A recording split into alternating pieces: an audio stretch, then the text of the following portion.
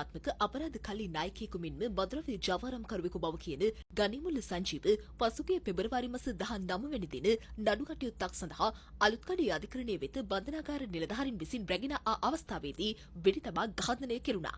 එම විමර්ශනයට අදාළව කඩවතදී ඊයේ රාත්‍රියේ නීතිඥවරයෙක් අත්අඩංගුවට ගෙන තිබෙනවා.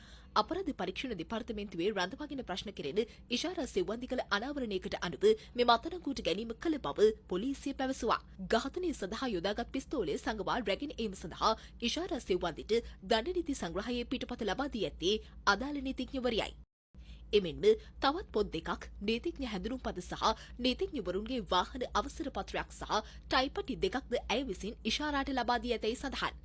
කඩවත ප්‍රදේශීය පදිංචි 55 හැවිරිදි මෙම සැකකාර නීතිඥවරිය මහර මහේස්ත්‍රාත් අධිකරණයේ සේවය කර තිබෙනවා. අධිකරණයට ඉදිරිපත් කිරීමෙන් පසු නීතිඥවරියගෙන් තව දුරටත් ප්‍රශ්න කිරීම සඳහා අපරාධ පරීක්ෂණ දෙපාර්තමේන්තුව පැය 72ක් රැඳවුම් නියෝග ලබාගෙන තිබෙනවා. මේ අතර අවිස්සාවේල මහේස්ත්‍රාත් අධිකරණ භූමියට පසුගිය 27 වෙනිදා පැමිණි කාන්තාවක් පරීක්ෂා කිරීමේදී ඇයගේ අත්බෑගයේ තිබී ව්‍යාජ පිස්තෝලයක් සොයාගෙන තිබෙනවා. පසුව සිදු කළ පරීක්ෂා කිරීම්වලදී ඇයගේ හැඳුනුම්පතේ නැගෙනහිර ඩොටෙල් පිටිය තංගල්ල ප්‍රදේශීය පදිංචි දීපිකා මුදලි හේරත් නොහොත් ලක්ෂ්මී නමින් සටහන්ව තිබුණද ඇය පොලිසියට පවසා ඇත්තේ තමන් මීගොඩ ප්‍රදේශයේ පදිංචිකාරිනියක් බවයි. එමෙන්ම ඇය අධිකරණයට පැමිණියේ රථවාහන නඩුවක් සඳහා බවද පොලිස් නිලධාරීන්ට ප්‍රකාශ කර තිබුණා. කෙසේ වෙතත් පොලිස් නිලධාරීන් විසින් ඇයගේ හැඳුනුම්පත භාවිත කර නඩුපොත පරීක්ෂා කිරීමේදී එවැනි නඩුවක් නොතිබීම හේතුවෙන් ඇය වැඩිදුර විමර්ශන සඳහා අවිස්සාවේල පොලිසියට බාර දී තිබෙනවා. ඒ අනුව අත්අඩංගුවටගත් මෙම කාන්තාව